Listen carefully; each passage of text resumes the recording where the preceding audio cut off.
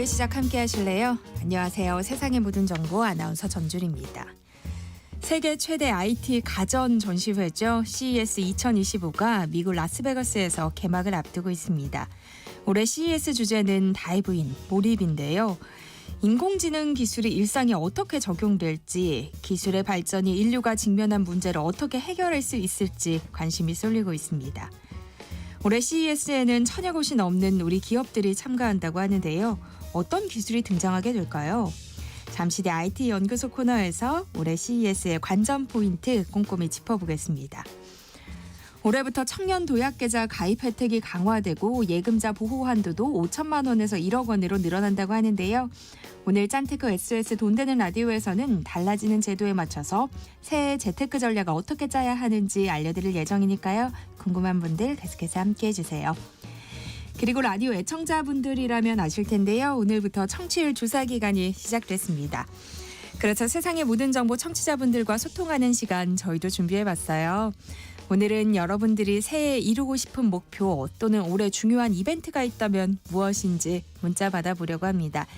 추첨을 통해서 5만 원 상당의 한우 불고기 보내드릴 예정이니까요. 문자 많이 보내주세요. 참여하실 번호는 샵 9730번이고요. 짧은 문자 50원, 긴 문자는 100원의 이용료 있습니다. 콩 게시판을 통해서는 무료로 참여하실 수 있으니까요. 많은 참여 부탁드립니다. 그럼 KBS 세상의 모든 정보 지금 시작합니다.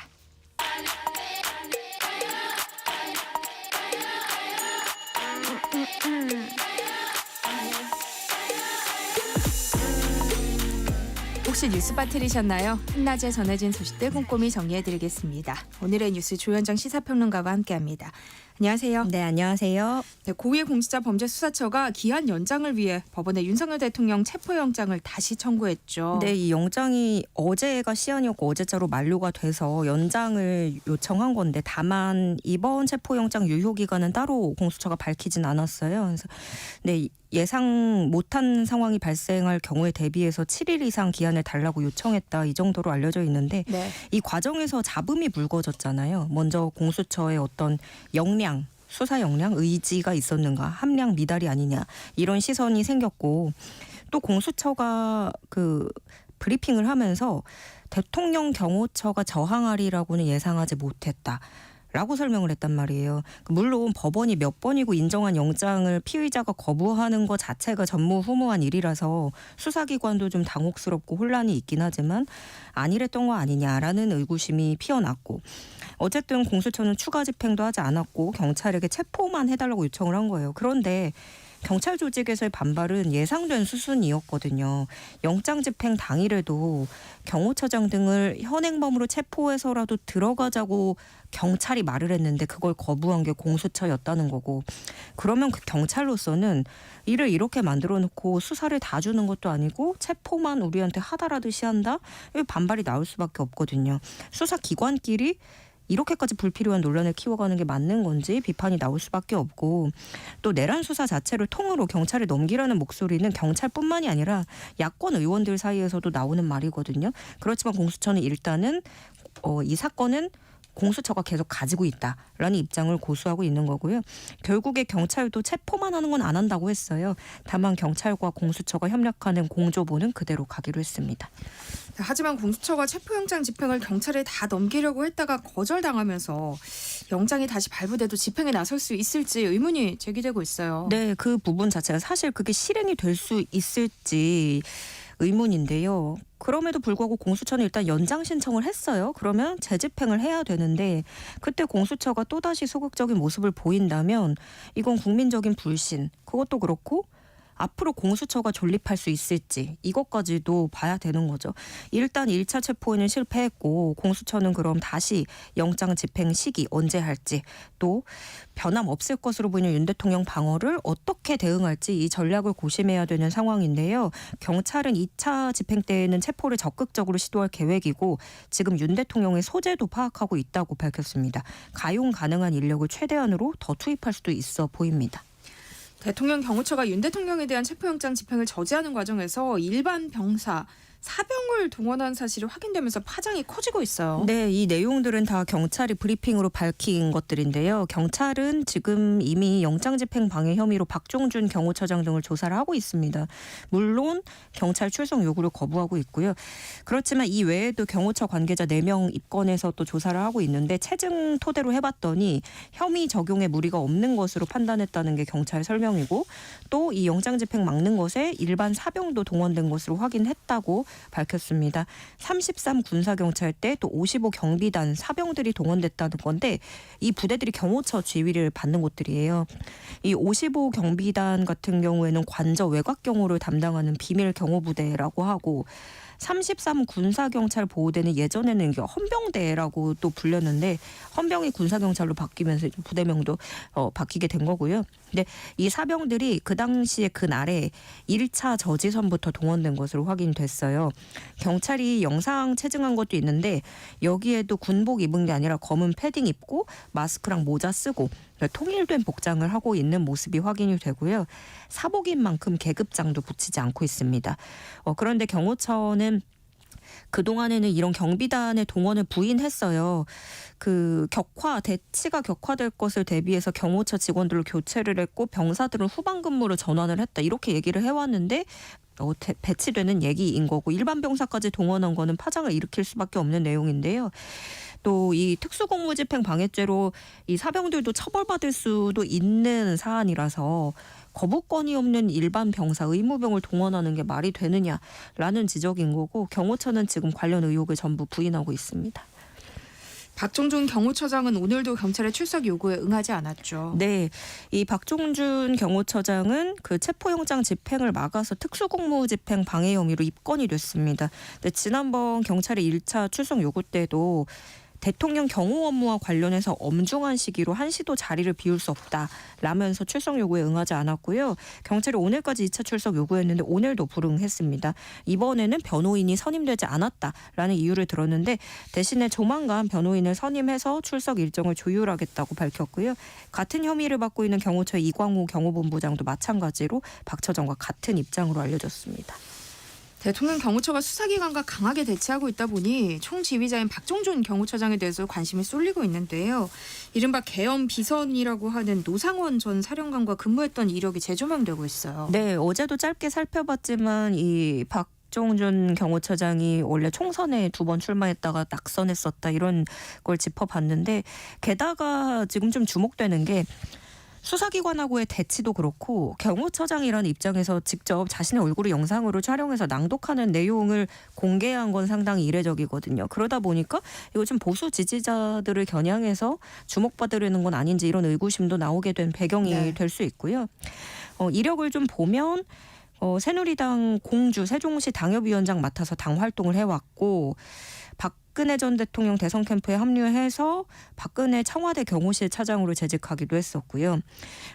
이 과정에서 그 노상원 씨하고 근무 시기가 겹치는 겁니다. 박종준 처장이 박근혜 정부 대통령 경호처 차장 지냈던 그런 시기에 노상원 씨도 역시 청와대에 파견된 군인을 관리하는 군사관리관 경호처에서 일을 했고요. 이렇게 박 처장은 총선에서 낙선하고 한동안 공직을 떠나 있다가 지난해 9월에 대통령 경호처장에 임명되면서 복귀를 했는데 이때가 김용현 전 경호처장이 국방장관 임명됐대. 그 후임으로 지명된 거였습니다. 그리고 또 박종준 처장은 12월 3일에 계엄 선포 당일에도 안전가옥 찾은 인물 중에 하나로도 지목이 됐는데 다만 박 처장은 자신은 안가회동이 계엄을 논의하는 자리인지 몰랐고 회동에 참여하지 않았다 이렇게 주장을 하고 있습니다. 어제 40여 명의 국민의힘 의원들이 윤 대통령 체포영장 집행을 막기 위해서 대통령 관저에 모였다는 소식 전해드렸는데요. 네. 이를 두고 여권 내부에서도 얘기가 나오고 있어요. 네, 사실 윤상현, 김민전 의원 같은 경우는 대표적으로 꾸준히 계속 좀 일관된 모습을 보이고 있고 보수 집회까지도 참석을 했어요. 그런데 여기에 추가적으로 왜 40여 명이 관저로 모였고 원외 인사나 뭐 당협위원장 이런 사람들까지 하면 50명이 넘는 그런 것도 그 정도 규모이고 대부분 친윤계로 분류되는 의원들이에요. 그러면서도 지금 좀 지켜볼 만한 건 국민의힘도 조금 이러지도 못하고 저러지도 못하는 것 같은 게 당 지도부는 말을 아끼거든요. 어떻게 보면 선을 긋는 모양새인데 그럼에도 불구하고 40여 명이 모였다는 건 당 차원에서 공식적으로는 개별적, 자발적이라고 표현하고는 있지만 이 소속 의원 40%가 넘는 많은 비중이에요. 보통 대다수가 친윤계이기도 한데 이분들 지역구도 좀 살펴봄직한 겁니다. 절반 넘는 의원이 영남에 지역구 두고 있고 그에 비해서 수도권은 비중이 아주 적었습니다. 그러다 보니까 신동욱 국민의힘 수석 대변인도 말을 할 때 뭐 지역구 사정이라든지 이런 것에 따라서 자발적으로 나가는 분들이 있다 이렇게 언급을 하기도 했어요. 지도부 회의에서는 그 참석한 이미자 의원에게 지도부의 의사로 오해받을 수도 있으니 자제하라라는 경고도 나왔다고는 하는데 그렇다고 뭐 개별 의원들의 참석을 막고 있는 건 아니고요. 네. 영남권 의원들도 고민인 게 자칫 비상계엄 옹호로 비춰질 수 있다라는 우려도 또 있고 그러면서도 지역구에서는 집회에 참여하라고 요구하는 것도 있다. 라면서 좀 어떤 난처해야 하는 것으로도 알려졌습니다. 또 재미난 게 윤 대통령이 그 관저 찾아왔던 의원들에게 의원들이 거기서 도시락 먹으면서 관저 앞에 지키고 있었거든요. 그랬더니 윤 대통령이 식사를 제안했다는 거예요. 근데 여당 의원들이 이것을 거절했다고 합니다.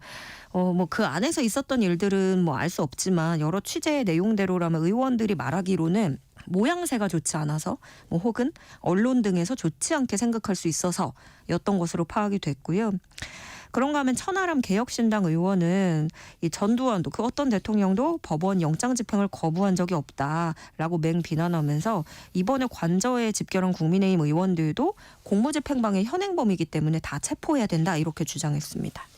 윤 대통령을 향해서 수사받을 것을 촉구하는 목소리 여당 내에서도 이어지고 있죠. 네, 지금 말씀드린 것처럼 뭐 지역구와 전체 여론 사이에서의 갈등, 뭐 대통령이 제안한 식사는 거절하고 이런 여러 정황으로 봤을 때 여당 의원들도 내면에서 딜레마에 처했을 수도 있다 이렇게 보여지고요. 국민의힘 내부에서도 대통령이 당당하게 수사받아야 된다라는 비판이 이어지고 있습니다. 김재섭 의원 같은 경우에는 SBS 인터뷰에서 당의 중진이라는 분들조차 저렇게밖에 그러니까 이게 관저 집회겠죠. 거기서 본인의 정치적 입지를 확인할 수밖에 없는 상황이 안타깝고 짠하다 이렇게 지적을 했고요. 김용태 비대위원은 대통령이 계엄을 결정하기까지 일련의 과정에서 과연 여당은 무엇을 했는지 성찰하고 반성해야 된다. 조경태 의원은 당당하게 수사에 응하겠다고 했던 대통령의 약속은 어디로 갔는지 모르겠다.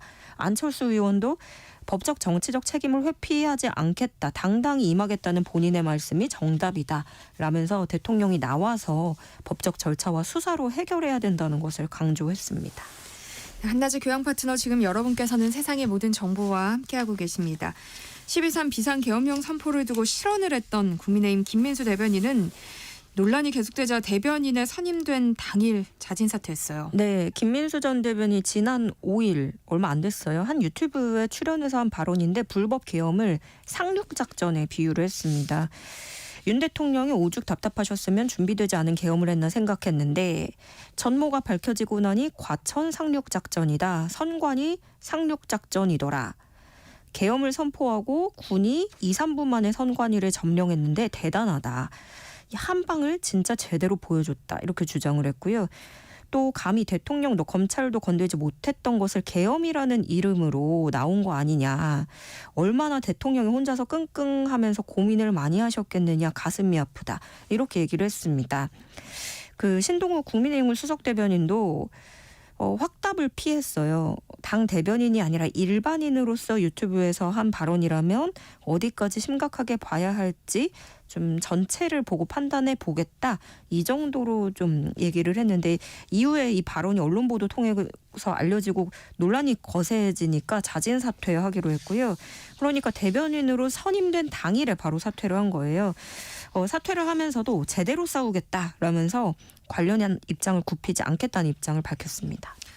헌법재판소가 윤석열 대통령의 탄핵소추 사유에서 내란죄를 철회하라고 이 국회 탄핵소추단에 권유했다는 주장에 대해서 사실 무근이라는 입장을 밝혔어요. 네, 얼마 전에 이 탄핵심판 쟁점에서 내란죄를 빼기로 하면서 이것도 여러 해석이 붙고 있잖아요. 네. 그러니까 형법상의 죄를 적용하는 건 전례 없고 박근혜 전 대통령 탄핵 때에도 형법상 죄라는 거는 제외를 했으니 빼겠다는 건데 다만 이 과정에서 내란죄 삭제하라는 헌법재판소의 권유가 있었다라는 주장이 나오면서 논란이 있었습니다. 헌재가 심판에 대해서 어떤 권유를 한다는 것 자체가 사실 논란의 소지가 있는 거잖아요. 헌재는 사실 무근이라고 밝혔습니다. 근데 제가 여기저기 이제 종합해서 들어보면 내부적으로는 그 헌법학자들이 대다수가 내란죄, 헌법상의 죄는 제외하고 심판에 들어가는 게 맞다고 그 탄핵소추단에 조언을 한 것들이 많이 있었다고 해요. 그런 얘기들을 들어서 참조를 한 것 같은데 그렇다고 해서 헌재 같은 공식 기관이 권할 수는 없는 거니까 그 과정에서 좀 이런 얘기가 불거진 것으로 보여지고요. 국민의힘 내 일각에서도 내란죄 삭제는 법리적으로 가능한 일이고 뭐 삭제해도 결과는 달라지지 않았을 거라는 지적이 나와서 또 눈길을 끌고 있습니다. 김종혁 국민의힘 최고위원은 KBS 라디오에서 내란죄가 포함되지 않았으면 오히려 여당 의원들이 좀 더 홀가분하게 찬성표를 던졌을 수도 있겠다 이런 의견을 냈고요.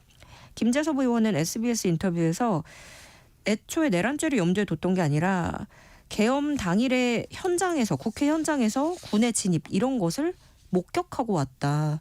그걸 봤던 입장에서 내란죄 여부는 나중에 따져본다고 하더라도 어쨌든 중요한 건 계엄이기 때문에 비슷한 결정을 했을 것이다.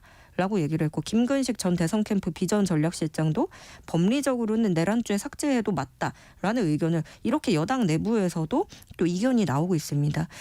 어쨌든 간 지금 내란죄를 빼게 되면서 뭐 여야 의견이 뭐 이렇게 여당 안에서도 엇갈리고 그런데 그런 상황에 헌재가 자체적으로 판단하겠다라는 입장을 밝혔어요. 그러니까 우리가 할 일이라는 거를 좀 명확히 내비치면서 헌재가 직접 스스로 교통정리를 하겠다라는 뜻으로 보여지고요. 또 헌재는 윤 대통령이 어떤 법 규정을 위반했는지 판단하는 것도 전적으로 재판부의 판단 사항이라고 밝혔습니다. 네, 오늘의 뉴스 조현정 시사평론가와 함께했습니다. 고맙습니다. 네, 고맙습니다. KBS 1라디오 세상의 모든 정보 함께하고 계신 지금 시각은 12시 37분입니다. 이 시각 교통정보 알아봅니다. 이 시각 교통정보입니다. 점심시간이 되면서 도로 상황은 더 수월해졌습니다. 하지만 눈 때문에 도로 사정 좋지 않은 곳들이 있습니다. 서해안고속도로 줄포 부근입니다. 눈은 잦아들었는데 사고가 발생했습니다. 목포 방향 1차로에서 사고 처리하고 있습니다. 호남과 충남 서해안 곳곳에 대설특보가 내려져 있는데요. 기상과 교통 상황 확인하시고요. 정말 안전하게 이동을 하셔야겠습니다. 남해고속도로 부산 쪽으로는 7원 분기점 부근 모습인데요. 승용차 관련 사고를 처리하고 있습니다. 3km 구간 정체가 이어지고 있습니다. 수도권 제일순환고속도로 구리에서 판교 쪽으로는 구리 부근에서 사고를 처리하고 있습니다. 퇴계원 부근부터 정체가 되고 있는 이유입니다. KBS 교통정보센터에서 이현입니다. 세상의 모든 정보를 당신의 귓가로 특급 배송해드립니다. 세상의 모든 정보.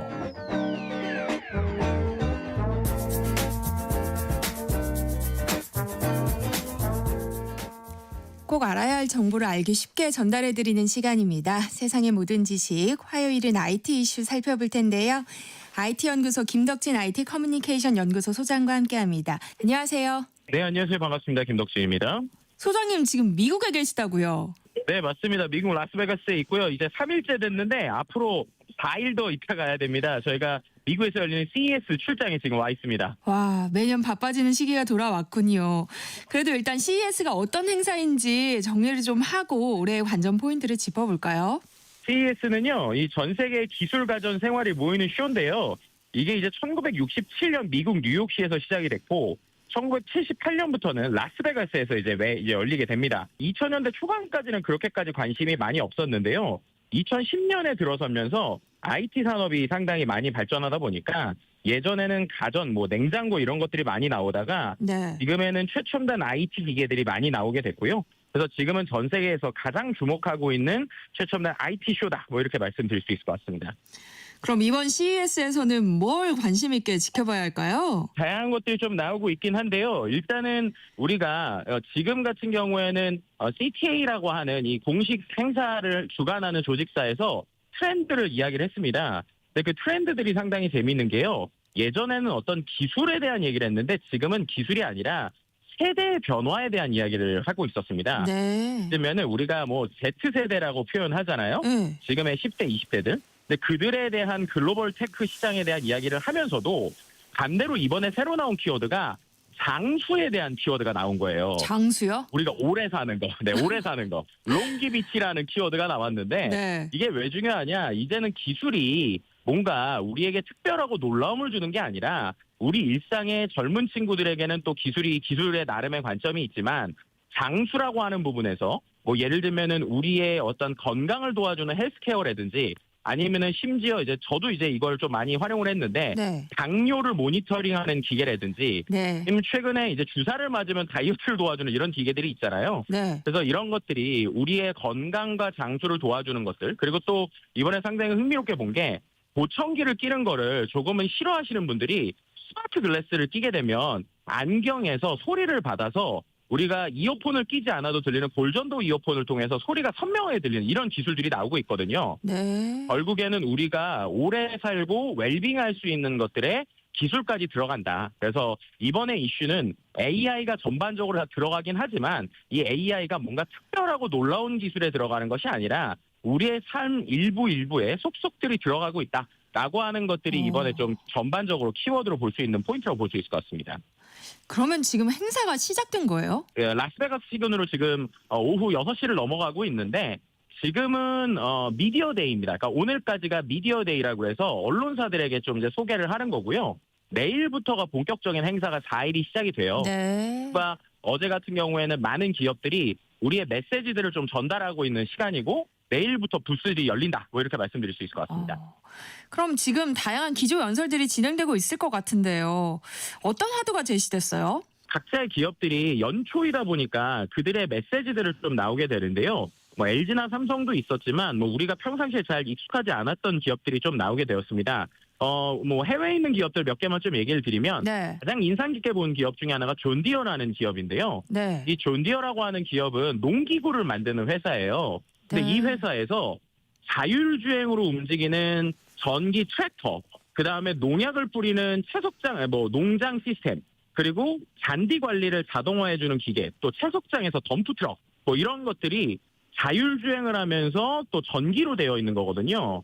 그럼 이제 네. 이거를 봤을 때, 그러면은 우리 사람의 일자리 뺏기는 거 아닌가? 라고 생각할 수 있지만, 네. 이게 이제 미국에서 나온 이유가 뭐냐면, 이미 미국에서도 전 세계가 비슷하지만, 이 농업 인구가 고령화되고 있고, 그리고 그 상황에서 실제 일손이 부족하다고 합니다.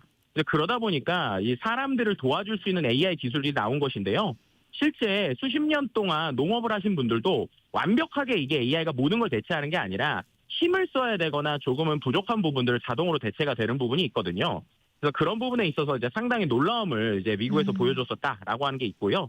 그 다음에 이제 도요타라고 하는 회사, 우리가 뭐 자동차 회사로만 알고 있지만 이 회사에서는 이번에 스마트 시티에 대한 이야기를 가지고 나왔어요. 그래서 실제로 미래 혁신 도시를 후지산 근처에 5년 전에 발표를 했었는데 네. 그걸 이제 실제적으로 이제 시연을 하는 모습을 보여주고 있습니다.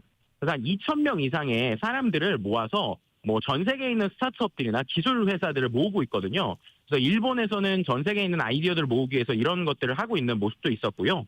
그 다음에 이제 또 한 가지 제가 놀라웠었던 것 중에 하나가 지커라고 하는 중국 계열의 회사가 있는데 네. 이 회사가 생긴 지 4년 만에 뉴욕 증권 시장에 상장을 했습니다.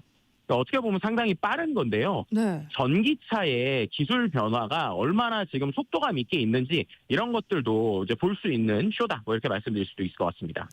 우리 기업 LG와 삼성도 미디어데이 진행했을 거잖아요. 기조 연설 분위기는 어땠어요? 많은 사람들이 줄을 서서 기다렸고요. 실제 나온 것들은 본격적으로 좀 말씀드리면 완전히 새로운 키워드가 나왔다기보다는 네. 정확하게 표현드리면은 작년 혹은 한 길게 보면은 2016년 정도부터 이야기해왔었던 그림들이 이제 본격적으로 완성되기 시작했다라고 말씀드릴 수 있을 것 같습니다. 일단 LG 같은 경우에는 공감지능이라고 하는 키워드를 가져왔는데요. 네. 일반적인 인공지능이 뭔가 딱딱한 느낌이라고 하면 이게 공감을 한다라는 거거든요. 그러니까는 이제 가전에 있는 모든 것들을 연결하고 그것을 통해서 사람들에게 더 좋은 것들을 주는 이런 것들에 대한 키워드를 가져왔고 삼성 같은 경우에는 AI 홈이라고 하는 컨셉을 가져왔습니다. 네. 집안의 모든 것들이 자연스럽게 연결된다는 건데 예를 들면 이런 거예요. 만약에 우리가 헤어드라이를 하게 되면 아무래도 머릿결이 조금 안 좋으시거나 이런 분들은 머리가 좀 떨어질 수 있잖아요. 네. 그러면 이런 것들을 인지하고 우리가 말하는 로봇 청소기가 자동으로 제가 이제 시키지도 않아서 알아서 와서 청소를 해주는 뭐 네. 이런 식으로 집안에 있는 모든 것들을 연결하는 컨셉 이런 것들이 나왔는데요. 실은 이 컨셉들은 컨셉적으로는 2016년, 17년부터 얘기가 됐었어요. 그렇죠. 근데 이제 AI가 최근에 1, 2년 사이에 발전하면서 이제는 단순한 컨셉이 아니라 직접 제품으로 보여줄 수 있는 것들이 나왔다. 뭐 이렇게 좀 설명을 드리면 좋을 것 같습니다. 그러면 새로운 제품이나 이런 것들은 없었던 거예요? 아니요, 이제 어떻게 보면은 기존에 있었던 가전의 변화들을 보여줄 수 있는 것들이 좀 많이 있었고요. 네. 특히나 좀 주목할 수 있는 게 노트북 시장의 변화들에 대한 좀 이야기를 드릴 수 있을 것 같습니다. 네. 이른바 최근에 챗 GPT라고 하는 녀석이 나오면서 AI 쪽에 상당히 많은 사람들이 관심을 가지게 됐잖아요.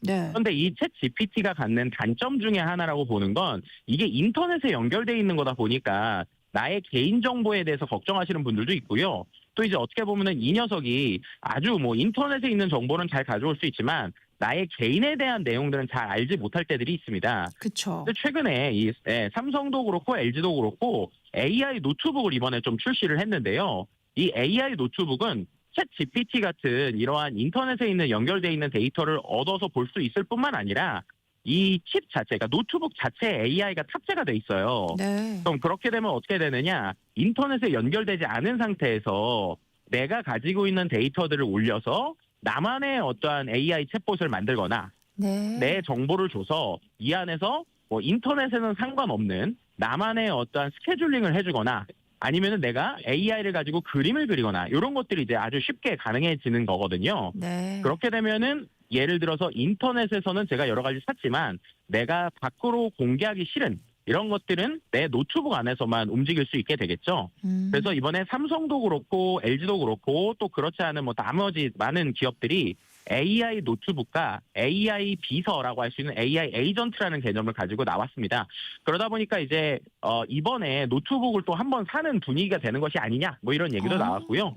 그리고 특히나 미국 같은 경우에도 좀 리포트가 나왔는데 미국이 지금 좀 경기가 좀 이제 전반적으로 좋다 보니까 이런 가전기기를 바꾸는 타이밍들이 오고 있다고 합니다. 그래서 이제 삼성, LG가 뭐 우리가 알고 있는 큰 텔레비전부터 시작해서 노트북이나 이런 데 조금 더 집중해서 나온 이유가 결국엔 AI라는 것이 새로운 수요를 창출하니까 그 안에서 사람들이 뭔가 이 기기를 바꿀 수 있는 타이밍이 아닌가라는 것들 때문에 더 다양한 것들을 좀 많이 보여주고 있는 것 같습니다. 네. 우리가 전에 왜 AI 뭐 개인 비서 이런 이야기 했잖아요. 그것과 좀 비슷한 분위기로 가고 있는 거네요. 네, 맞습니다. 그래서 실제로 우리 개인 비서로서 여러 가지 데이터를 가지고 움직이는데 이제 두 회사 모두 LG, 삼성 모두 다 강조한 게 보안이에요.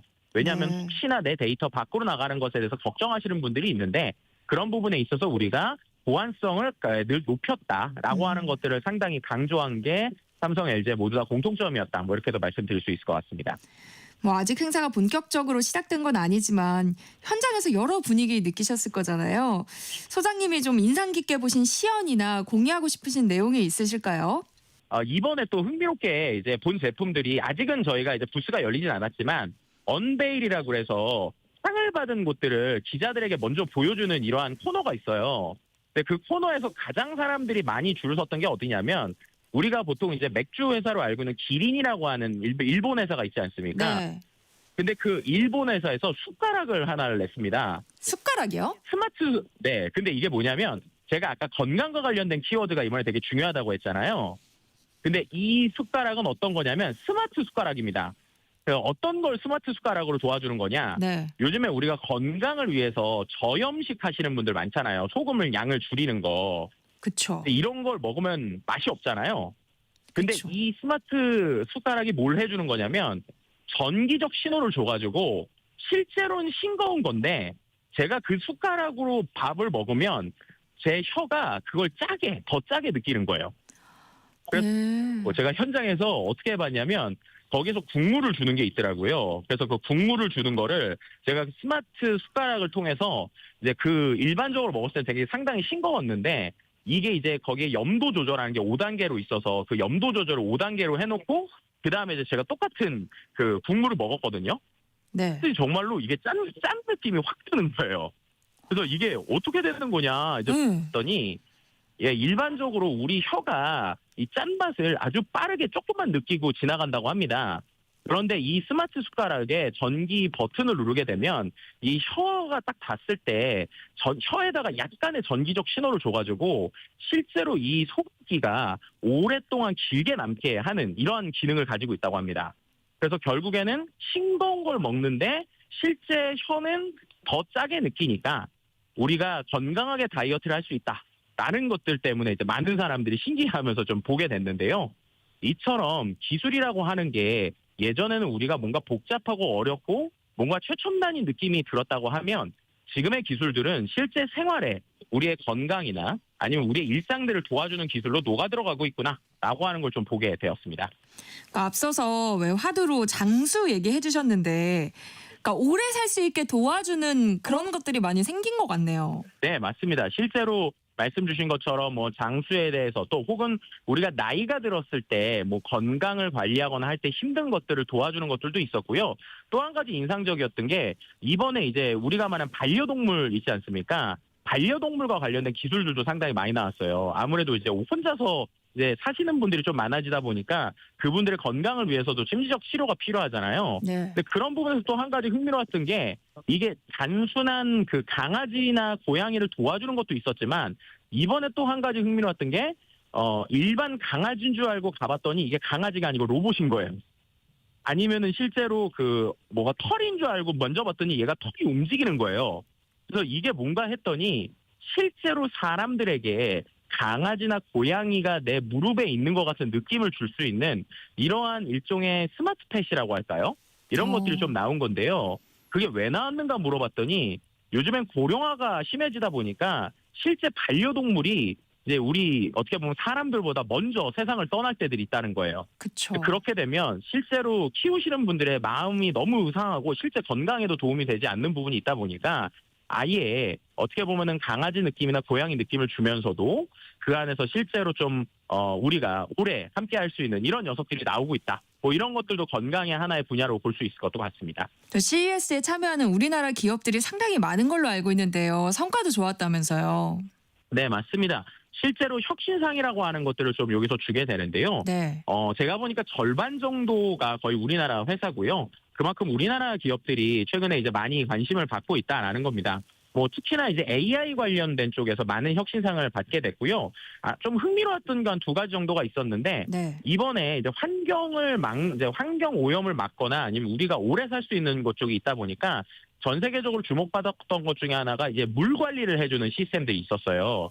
근데 이제 우리나라에 있는 기업 중에 한 곳이 기존에 있었던 필터 방식이 아니라 이 이제 AI나 여러 가지 기술들을 활용해서 실제 정수 처리를 이제 어떻게 보면 안정적으로 해줄 수 있는, 그러니까 우리가 말하는 실제 수도관을 바꾸기만 하면 이제 이런 것들이 계속적으로 정수 처리를 해주는 이런 기술도 좀 나오게 됐고요. 네. 아니면 실제 이 정수 처리를 하게 되는 수도관의 물의 상태를 AI로 모니터링해주는 이런 솔루션들도 보이게 됐습니다. 그리고 또 한 가지 흥미로웠던 건 한약 냉장고가 있더라고요. 한약 냉장고. 그게 뭐예요? 그래서 이게 웬 한약 냉장고인가 이렇게 했더니 실제로 우리가 한약을 만들 때는 수많은 재료들이 들어가잖아요. 근데 생각을 해보시면 요즘에 약국에서는 우리가 있는 수많은 원료들을 알약 형태로 만들어서 뭔가 이 진단서를 받으면 자동으로 알약을 조합해주는 이런 기계들도 있거든요. 네. 그거를 한약에 적용한 회사가 보이더라고요. 그래서 예를 들면은 이제 실제로 한의사가 어떠한 처방전을 주게 되면 네. 실제 한약 성분들을 일종의 캡슐 형태로 다 만들어놨습니다. 그래서 우리로 치면 일종의 알약 형태 비슷한 형태라고 보시면 돼요. 아주 작은 원의 형태인데 네. 그런 것들에서 실제 처방전이 나오면 그 처방전에 따라서 조합을 해주고요. 조합을 한 거를 뜨겁게 이제 녹이게 되면 그 알약 형태가 액체로 바뀌더라고요. 와. 그 안에서 자동으로 조합이 돼서 한약이 나오는 이런 솔루션이라고 보시면 될 것 같습니다. 그래서 아니 이제 우리 신기한 거 진짜 많이 보셨네요. 네, 맞습니다. 그런 것들도 있고요. 그래서 이 CES 현장을 계속 1년에 한 번씩 오는 이유가 그런 다양한 관점들을 보면서 또 미래가 어떻게 바뀔까를 좀 예상할 수 있다 보니까 바쁘더라도 CES는 좀 계속 오게 되는 것 같습니다. 다녀오시면 오늘 못다한 이야기들도 더 많이 나눠주시기 바랍니다. IT 연구소 오늘은 여기까지 하겠습니다. 김덕진 IT 커뮤니케이션 연구소 소장과 함께했습니다. 조심히 잘 다녀오세요. 고맙습니다. 네, 고맙습니다. 세상의 모든 정보 오늘은 청취율 조사 기간 맞아서 여러분들의 새해 목표 중요한 이벤트 문자 받아보고 있는데요. 8590님이 고3 아들이 정시 접수하고 결과 기다리고 있습니다. 좋은 결과 있었으면 좋겠네요 하셨고요. 1309님은요. 올해는 아내의 칠순입니다. 축하해 주세요 하셨어요. 계속해서 문자 보내주세요. 추첨을 통해서 한우 불고기 보내드릴게요. 그럼 전 1부 여기서 마치고요. 잠시 후 2부에 돌아오겠습니다.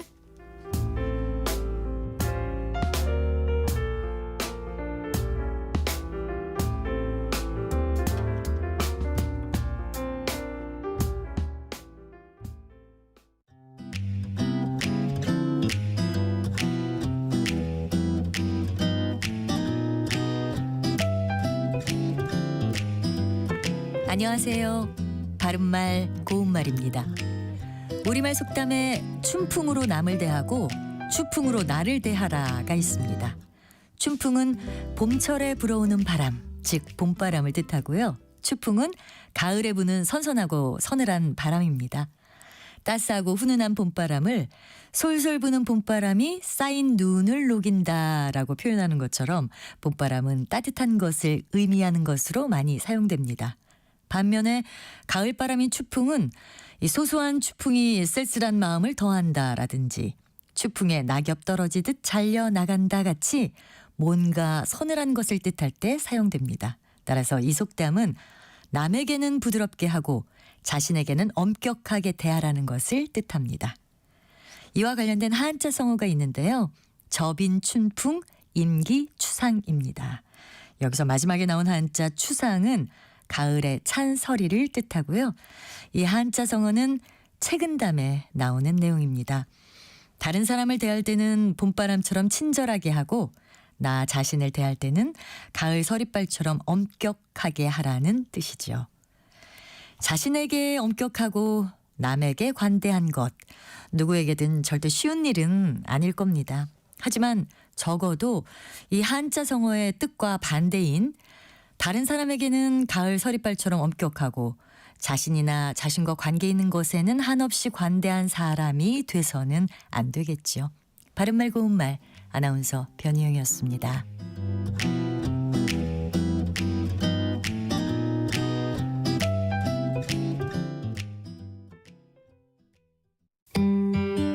나눌수록 건강한 우리 동네 병원 이야기.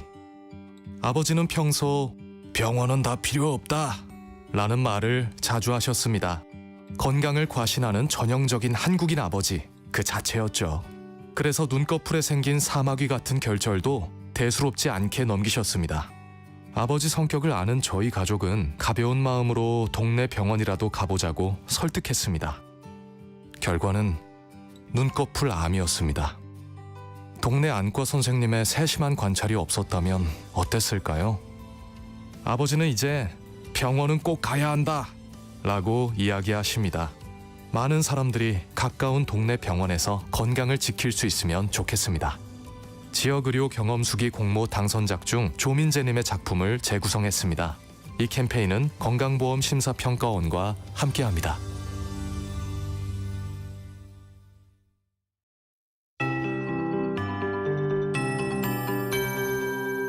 KBS 58분 날씨.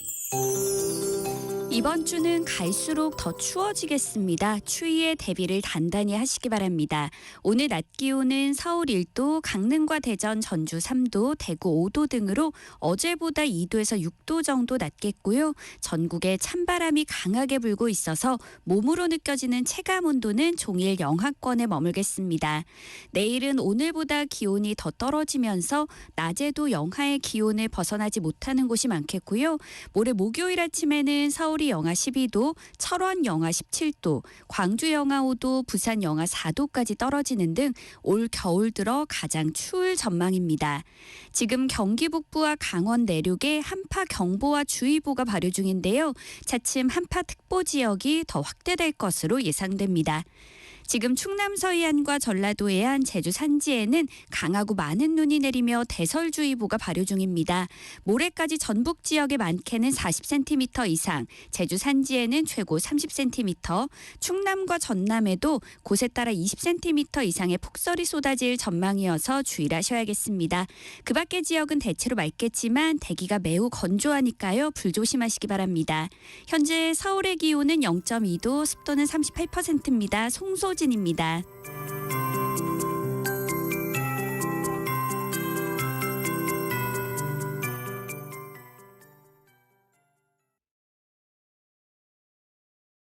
정성을 다하는 국민의 방송 KBS가 한시를 알려드립니다. AM 711kHz, FM 97.3MHz, KBS 1라디오입니다. HLKA.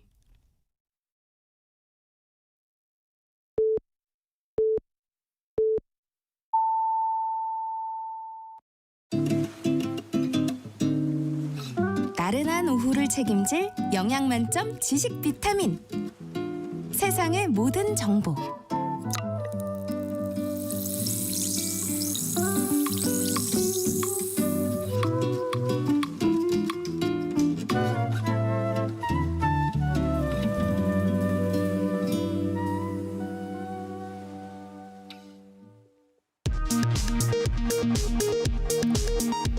이 시각 라디오 정보센터 뉴스입니다. 고위공직자범죄수사처가 윤석열 대통령 체포영장을 법원에 재청구했습니다. 영장이 발부되면 공수처와 경찰 등이 참여하는 공조수사본부는 적정한 시점을 검토해 2차 집행에 나설 것으로 보입니다. 북한 노동신문은 오늘 북한 미사일 총국이 음속의 12배에 달하는 속도로 비행하는 신형 극초음속 중장거리 탄도미사일 시험 발사에 성공했다고 밝혔습니다. 하지만 우리 합동참모본부는 사고리나 재원에 있어 북한의 기만 가능성이 크다며 평가절하했습니다. 여야는 오늘 제주항공 여객기 참사 유가족 지원과 대책 마련 등을 위한 국회 특별위원회를 구성한다고 밝혔습니다. 특위는 제주항공 여객기 참사 원인 규명과 피해자 유가족 지원, 재발 방지 대책 등을 논의합니다. 겨울철에 주로 유행하는 노로바이러스 감염증 환자가 증가하고 있습니다. 오늘 질병관리청에 따르면 지난해 12월 22일에서 28일 사이에 발생한 노로바이러스 환자 수는 291명으로 최근 5주간 약 3.6배 증가했습니다. 특히 6살 이하의 영유아 환자가 전체의 58.8%에 육박했습니다. 개인과 법인 사업자가 지난해 사업 실적을 최종 신고하는 부가가치세 신고 납부 기한이 1월 31일까지 연장됩니다. 국세청은 당초 1월 27일까지인 기한을 설 연휴 일정을 감안해 1월 31일까지 나흘 연장한다고 밝혔습니다. 지금까지 라디오 정보센터 뉴스 정한나였습니다.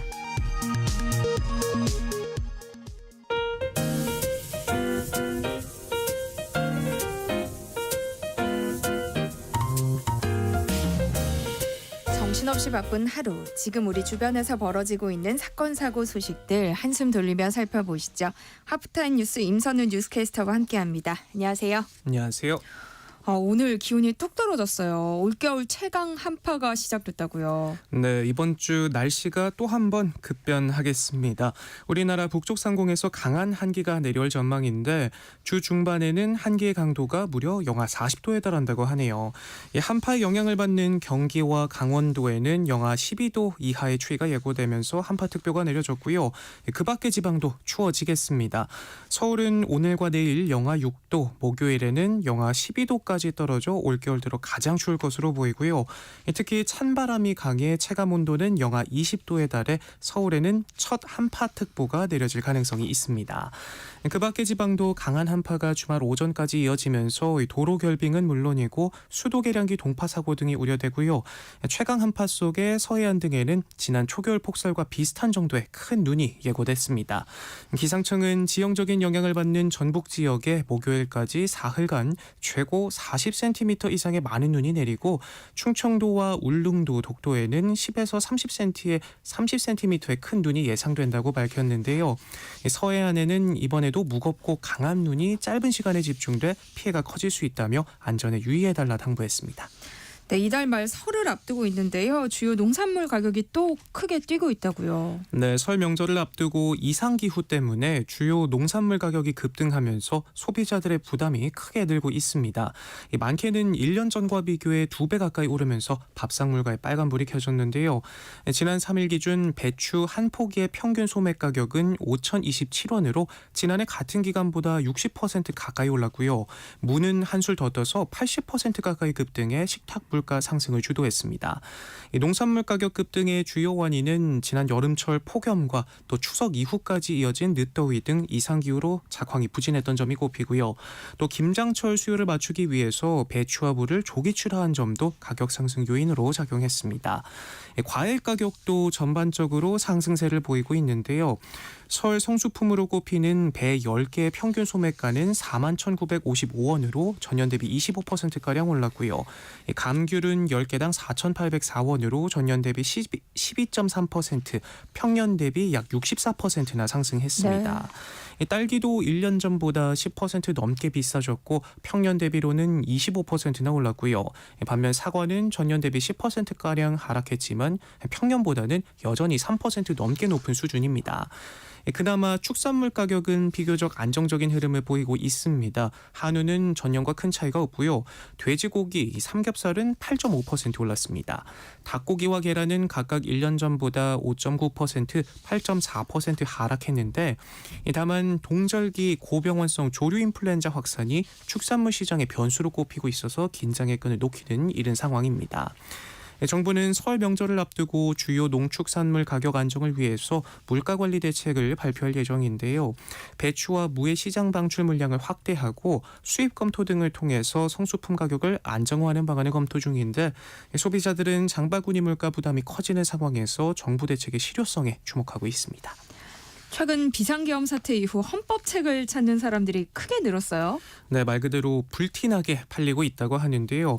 인터넷 서점 알라딘에 따르면 지난달 4일부터 24일까지 3주간 헌법 분야 도서 판매량은 1년 전 같은 기간과 비교했을 때 무려 1,100% 넘게 박정희 대통령의 탄핵 절차가 본격화되고 헌법 법률 해석을 두고 논란이 잇따르면서 계엄령의 적법성과 그 여파를 깊숙이 들여다보겠다는 사람들이 많아진 건데요.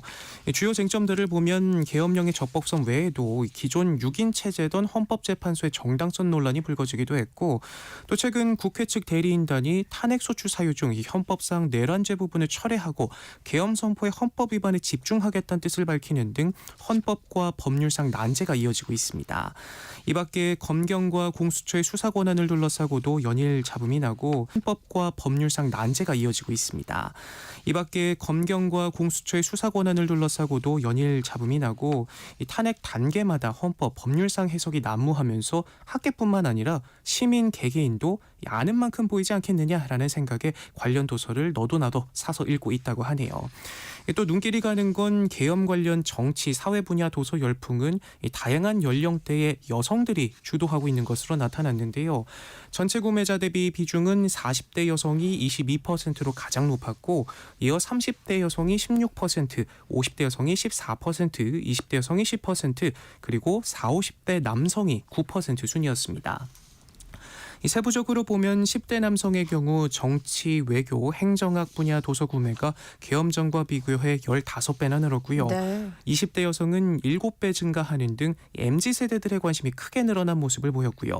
실제로 SNS를 중심으로 스티븐 레비츠키의 어떻게 민주주의는 무너지는가 같은 도서 추천 게시물이 수백 회씩 공유되기도 했습니다.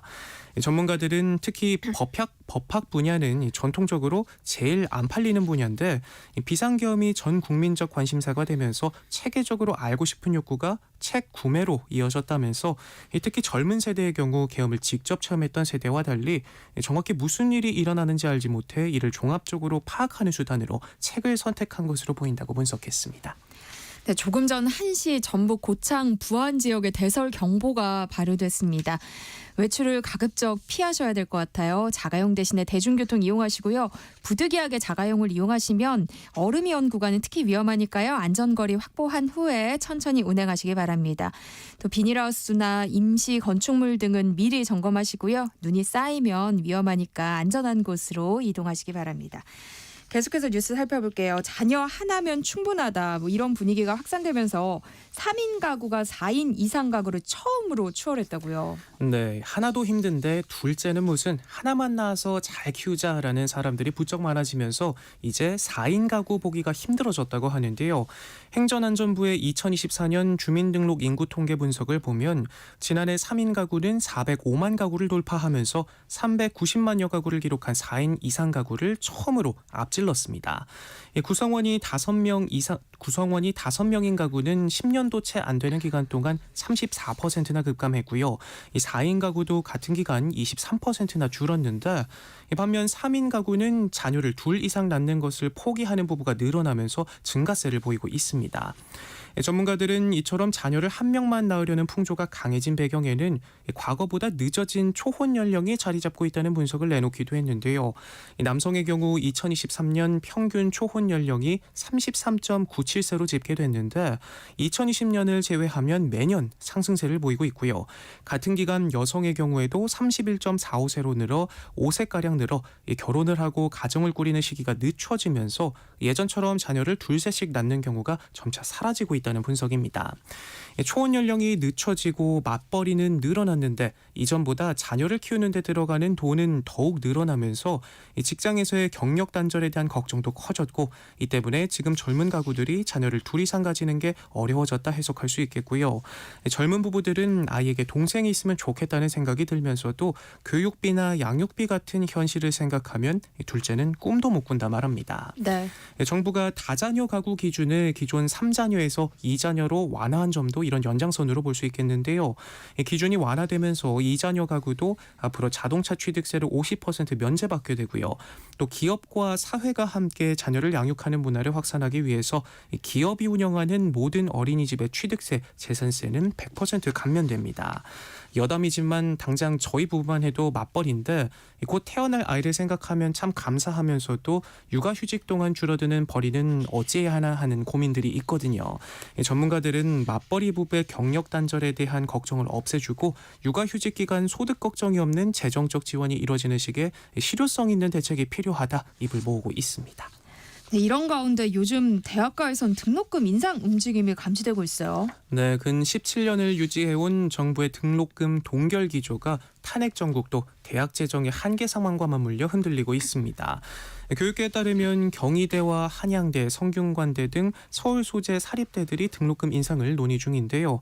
중앙대는 첫 등록금 심의위원회 회의를 열어 2025학년도 등록금 인상안을 제시했는데 이미 외국인 유학생에 대해서는 5%대 인상을 확정했습니다. 고등교육법에 따르면 대학 등록금은 최근 3년간 물가 상승률에 1.5배까지 올릴 수 있고 올해 법정 한도는 5.49%인데 연세대 학생회 측은 학생들에게 학교 측이 제시한 5.49% 인상안에 대해 의견을 묻고 있고 지역 거점 국립대를 중심으로 인상 움직임도 감지되고 있습니다. 당장 대학들은 참을 만큼 참았다는 반응입니다. 정부의 등록금 규제는 2009년 대학 근로장학 사업과 인상률을 연계하면서 등장했는데 특히 2012년부터 등록금을 올리면 국가장학금 사업에 배제하는 식으로 동결을 유도했고요. 이를 통해 2008년 국공립의 경우 10%대, 사립 7%대에 달했던 인상률은 2009년 0.5%로 줄었고 2012년에는 마이너스를 기록하기도 했습니다. 등록금 동결로 학생들의 학비 부담은 일부 줄었지만 대학이 교육 여건 투자를 줄이는 부작용이 나타나기도 했는데요. 예로 사립대가 지출한 연구비는 2011년 5,400억 원대에서 2022년 4,400억 원대로 실험 실습비는 같은 기간 2,160억 원대에서 1,598억 원으로 감소했습니다. 정부가 등록금 동결로 인한 손실을 보존하기 위해서 장학금 지원을 늘리고 각종 지원 사업을 폈지만 장학금은 학생에게, 사업비는 관련 용도로만 가고 대학들의 고가는 날로 열악해졌고 그러는 사이 대학가에선 사립대 등록금이 재수학원, 하물며 반려견 유치원 교육비보다도 낮은 수준이란 불만이 터져나오기도 했습니다. 여기에 최근엔 등록금 인상 법정 한도가 4% 이상으로 뛰면서 압박은 더욱 커졌는데요. 그럼에도 교육부는 올해도 동결을 요구 중입니다. 다만 대학가의 등록금 자율화 움직임이 무분별한 인상으로 이어져서는 안 된다는 목소리도 나오고요. 전문가들은 등록금 자율화 혜택은 수도권 대학에 집중될 가능성이 큰 만큼 국가장학금 지원 시 지역에 따른 차등 지원하는 방안을 제시하기도 했고, 인상률이 높을수록 장학금 지원 규모를 줄이는 방안도 거론됐습니다. 또 그런가 하면 근본적으로 불완전한 관련 제도와 고등교육 재정 문제를 해결해야 한다는 지적도 이어지고 있습니다.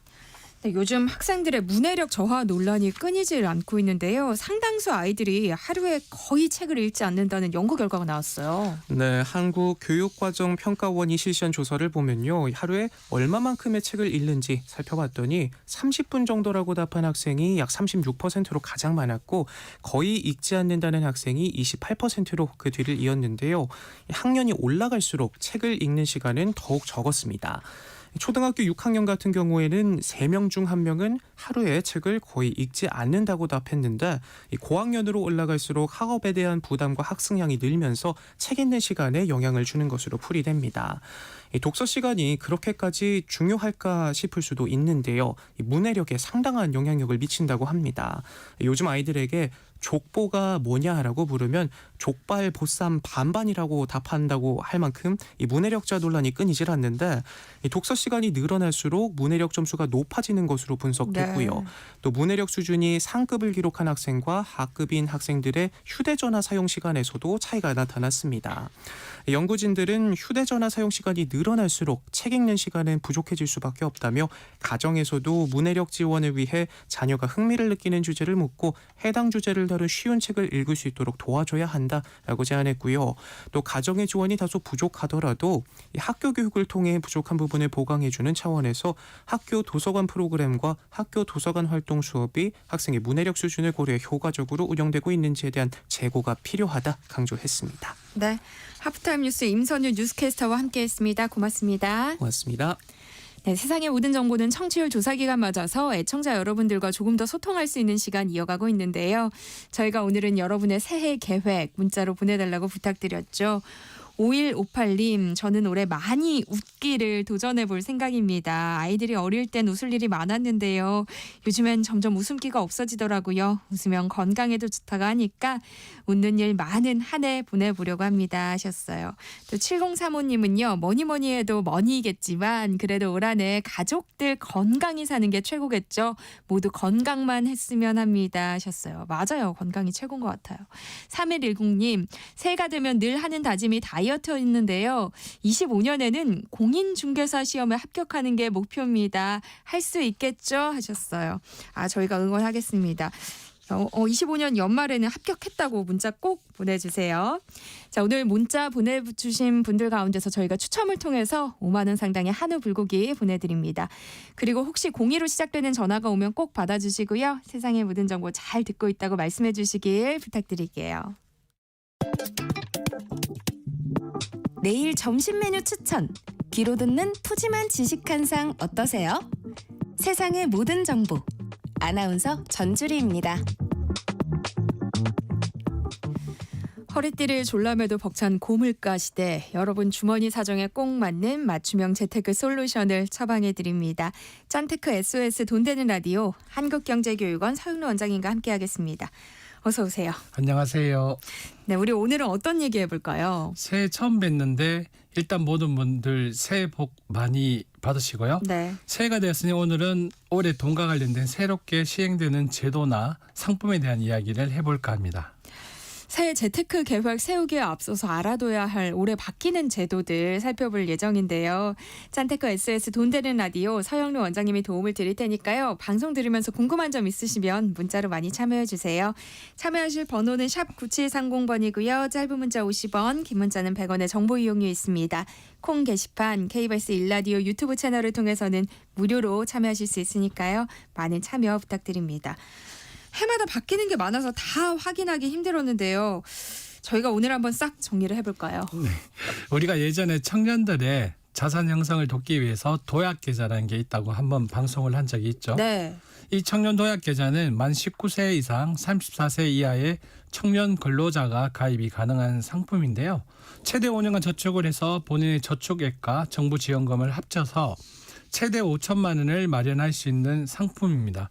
그간 청년 도약계좌 가입자의 개인 소득 수준에 따라 월 최대 2만 1,000원에서 2만 4천 원의 기여금을 지원했는데요. 올해부터는 모든 가입자가 실제로 납입한 만큼 기여금을 매칭받을 수 있도록 정부가 모든 소득 구간에 매칭 한도를 납입 한도인 월 70만 원까지 확대하기로 했습니다. 네. 이를 통해서 소득 구간에 따라 월 최대 기여금이 기존 2만 4천 원에서 3만 3천 원으로 상향되어서 만기 시 60만 원 정도를 더 받을 수 있게 된 겁니다.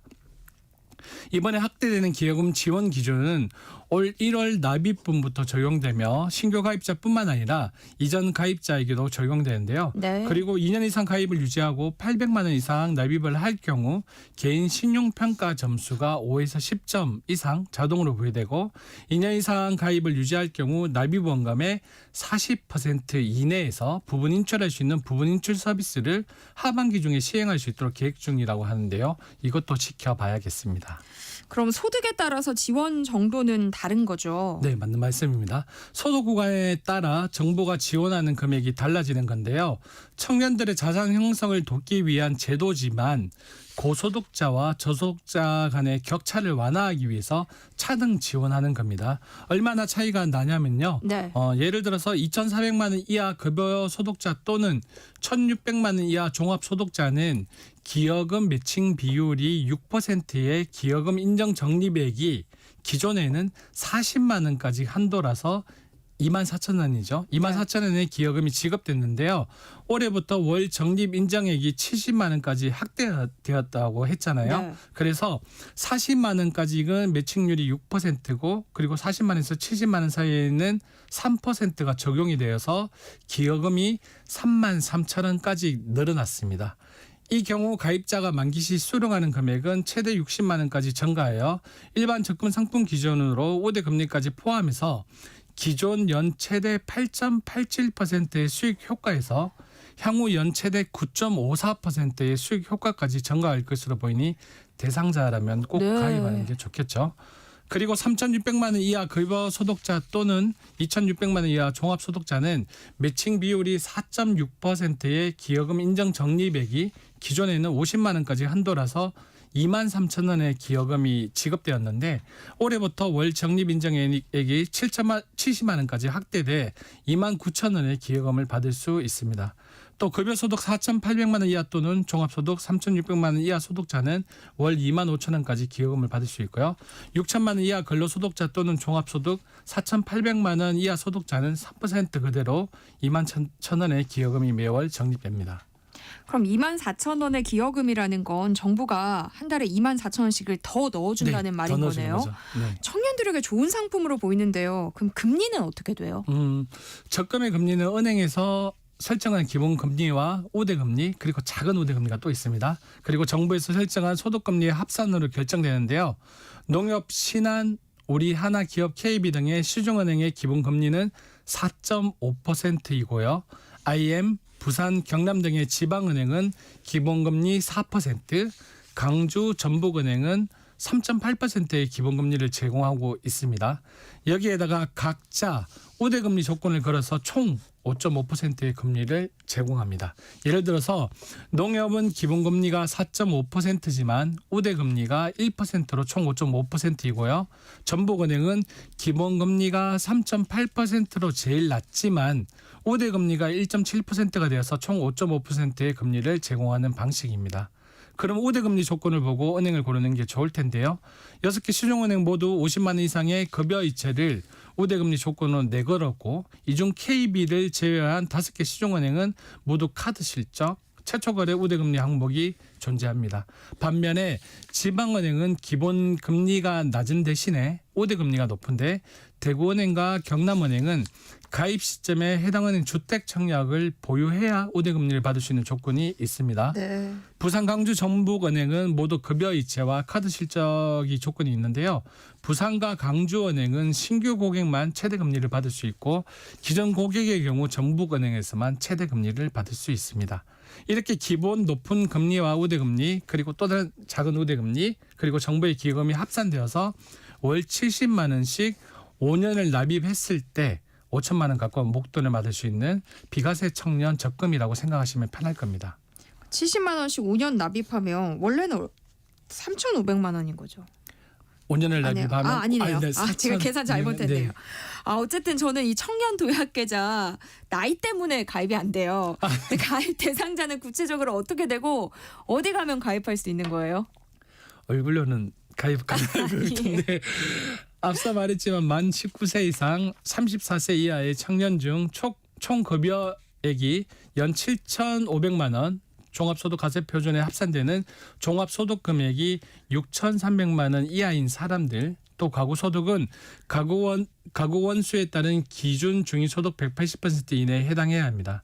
참고로 2024년 중위소득 180% 이하 금액이 1인 가구 401만 1,201원, 2인 가구 662만 8,696원, 3인 가구 848만 6,383원, 4인 가구 1,031만 3,843원, 5인 가구 1,205만 2,323원, 6인 가구 1,371만 3,064원입니다. 그리고 이렇게 가입했다고 해도 앞서 얘기한 것처럼 소득에 따라 조금 차이가 있는데요. 네. 연소득이 6천만 원 이하까지는 비과세 혜택에다가 좀 전에 말했던 기여금이라는 정부의 지원을 받을 수 있습니다. 하지만 근로소득이 7,500만 원 이하 6천만 원 초과자는 기여금은 못 받고 비과세 혜택만 주어집니다. 그리고 올해 1월 청년도약계좌 가입 신청 기간은 이번 달 10일까지입니다. 얼마 안 남았죠? 네. 그래서 신청 방법은 칠급은행 모바일 앱에서 간편하게 가입할 수 있으며 기존에 가입을 신청했지만 계좌를 개설하지 못했던 청년도 재신청이 가능합니다. 또한 계좌를 3년 이상 유지할 경우 비과세 혜택과 기여금 지원이 계속됩니다. 그리고 올해 예금 보호 한도도 크게 상향됐잖아요. 네. 금융회사에 예치된 예금에 대한 보호 한도가 기존에 5천만 원이었는데요. 1억 원으로 상향됐습니다. 이는 2025년 1월 예금자 보호법 개정안 공포 후 1년 이내에 시행될 예정인데요. 이게 전체 은행에 넣은 예금의 5천만 원이 아니라 각 금융기관별 5천만 원까지 예금자 보호가 적용되죠. 그래서 5천만 원씩 은행별로 나눠서 저축하는 분들이 많았는데요. 이번에 1억 원으로 늘어났으니 분산하는 것을 한 곳 또는 두 곳에 몰아서 편하게 관리해야겠다 생각하는 분들 계실 건데요. 네. 저의 개인적인 사견으로는 목돈을 한 은행에 모조리 맡기는 건 아직까지는 위험 부담이 존재하기에 기존처럼 여러 은행에 분산하는 게 더 낫다고 생각합니다. 네. 제가 계산을 잘 못하니까 우리 청취자분께서 계산해 주셨어요. 지금 두 딸이 해당돼서 넣고 있는데요. 70만 원 5년 넣으면 4,200만 원이라고. 감사합니다. 자, 올해 내 집 마련하고 싶다는 분들도 많을 것 같아요. 부동산 제도는 어떤 변화가 있어요? 올 1월부터 주요 시중은행의 주택담보대출 중도 상환 수수료가 절반 수준으로 줄어듭니다. 현재 5대 시중은행에서는 약 1.2%에서 1.4%, 신용대출은 0.6에서 0.8% 수준의 중도 상환 수수료를 부과하고 있는데요. 앞으로는 차주의 부담을 줄여주기 위해서 주담대가 0.6에서 0.7%, 신용대출은 0.4% 수준으로 낮아질 전망인데요. 1월 중순부터 취급하는 대출 상품에 대해 적용 예정입니다. 또 저희가 이 코너에서 몇 번 이야기했는데요. 올해부터 출산한 가구 대상으로 신생아 특례 구입 전세자금 대출 소득연꽃도 기존 부부 합산 1억 3천만 원에서 2억 5천만 원으로 3년간 추가로 완화할 예정입니다. 여기에다 특례대출 기간에 출산할 경우 현행 0.2%포인트에서 0.4%포인트까지 추가 우대금리가 적용됩니다. 주택가격 9억 원 이하, 대출한도 5억 원의 주택요건가, 구입자금 자산 4억 6,900만 원 이하, 전세자금 3억 4,500만 원 이하의 자산요건 기준은 그대로입니다. 청약통장 공제 항목도 바뀐다면서요? 네.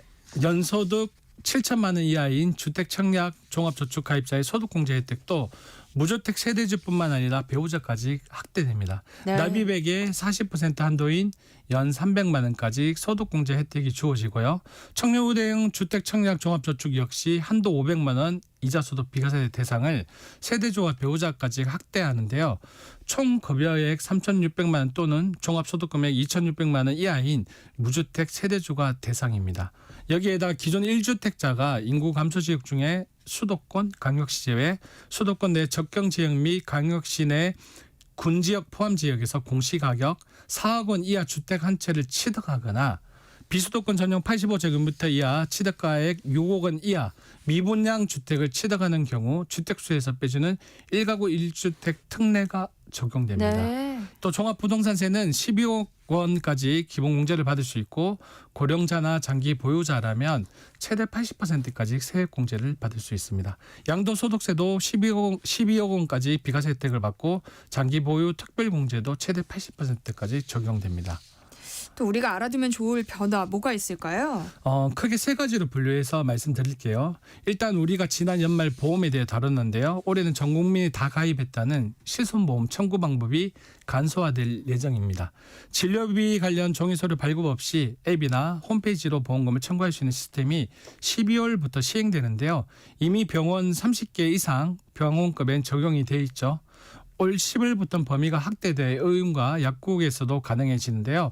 그리고 두 번째 변화는 저희가 소상공인 특집 방송을 하기도 했는데요. 소상공인 대책의 일환으로 은행권 소상공인 금융 지원 방안에 따라 연체전 차주에 대한 맞춤형 채무 조정, 그리고 올해 3, 4월에 시행될 폐업자 저금리 장기분할 상한, 4월, 7월에 상생보증 대출 제도 등이 시행됩니다. 또한 금융시장 건전화를 위해서 주식시장에서는 무차입 공매도를 예방 사후 점검하는 공매도 전산 시스템이 구축되고 공매도 목적 대차 거래 상한 기간이 제한되는 등 공매도 제도 개선 방안이 3월 말일부터 시행되는데요. 주식시장 이야기를 해서 그러는데 전 개인적으로 로보 어드바이저를 활용한 연금 서비스를 기대하고 있습니다. 로보 어드바이저를 활용한 연금 서비스가 뭐예요? 로보 어드바이저는 알고리즘과 인공지능을 기반으로 한 자동화된 투자 자문 관리 및 서비스인데요. 사용자가 별도의 상담 없이 이 서비스만으로 개인화된 포트폴리오 설계와 자산 관리를 받을 수 있습니다. 주로 금융회사나 핀테크 플랫폼에서 제공되는데 보통 사용자의 투자 목표, 리스크 성향, 그리고 재무 상태 등을 분석해 적합한 자산 배분을 제안하고요. 시장 상황이나 사용자의 목표 변화에 따라 포트폴리오를 자동으로 조정하는 리밸런싱 기능으로도 활용할 수 있습니다. 무엇보다도 전통적인 자산 관리 서비스에 비해 수수료가 낮고요. 소액 투자자도 이용 가능한 게 큰 장점이고요. 네. 온라인 플랫폼을 통해 언제든지 접근 가능하기에 시간 제약도 없습니다. 물론 복잡한 재무 상황이나 정교한 개인 상담에는 한계가 있고 기술 오류나 보안 문제 등 리스크가 존재하지만 개인 자산 관리 플랫폼이나 기업 연금 자산 관리 서비스는 괜찮다고 개인적으로 생각하고요. 네. 올 1분기에 로보 어드바이저 1위명 퇴직연금 서비스가 출시될 예정이니 퇴직연금을 가입해놓고 운영면에서 조언을 받고 싶었던 분들에게 도움이 되리라 개인적으로 판단합니다. 네. 새해 달라지는 금융제도에 대해서 살펴보고 있는데요. 관련해서 궁금한 점 있으신 분들 문자 보내주세요. 서영로 원장님과 함께 상담해드리겠습니다. 노래 한 곡 듣고 오죠. 조용필의 바운스. 네, 노래 나가는 동안 보내주신 문자 살펴보겠습니다. 7994님이요. ISA 계좌는 꼭 가입하라는 얘기를 많이 들었는데 혹시 ISA 계좌 관련돼서 바뀐 것도 있나요? 하셨어요. ISA가 그 비과세 문제 때문에 네. 꼭 가입해야 되는 계좌 중에 하나인데요. 1인 1계좌 규제는 폐지되었고 납입 한도, 비과세 한대 확대 등은 정부가 추진 중이거든요. 500만 원, 1000만 원으로 네. 확대되는 것은 그래서 이게 국회에 통과해야지 실현 가능한 상황입니다. 또 청년 도약 계좌 관련해서 질문들이 많이 들어왔어요. 0993님이 고등학교 졸업 후 올 1월에 입사했습니다. 아직 첫 월급은 못 받았는데요. 2월에 첫 월급 받은 후에 청년 도약 계좌에 가입할 수 있을까요? 하셨어요. 네, 1월 신청은 불가능하죠. 지금 시간적으로. 그렇지만 이후에 신청할 수 있을 때 제일 먼저 신청하시면 가입 가능합니다. 네, 9236님은 청년 도약 계좌 혹시 알바하는 청년들도 가입할 수 있나요? 하셨어요. 나이 제한만 넘어가면 알바를 하더라도 가입이 가능합니다. 콩으로 김선미님은요. 청년 도약 계좌 들고 회사를 퇴사하면 어떻게 되는 건가요? 하셨어요. 벌써 퇴사 걱정을 하는 건 아니겠죠? 청년 도약 계좌를 들고 회사를 퇴사하더라도 다시 계속 유지할 수 있습니다. 근데 네. 빨리 취업을 해야 되겠죠? 그 기간이면 어느 정도? 유예 기간은 네. 제가 정확하게 지금 알 수는 없는데요. 네. 전에 기억으로는 제가 6개월로 알고 있는데 이 부분 다시 한번 찾아봐야 될 것 같습니다. 네. 자, 짠테코 SS 돈 되는 라디오 오늘은 여기까지 하겠습니다. 서영로 한국경제교육원 원장님과 함께했습니다. 고맙습니다. 네, 고맙습니다.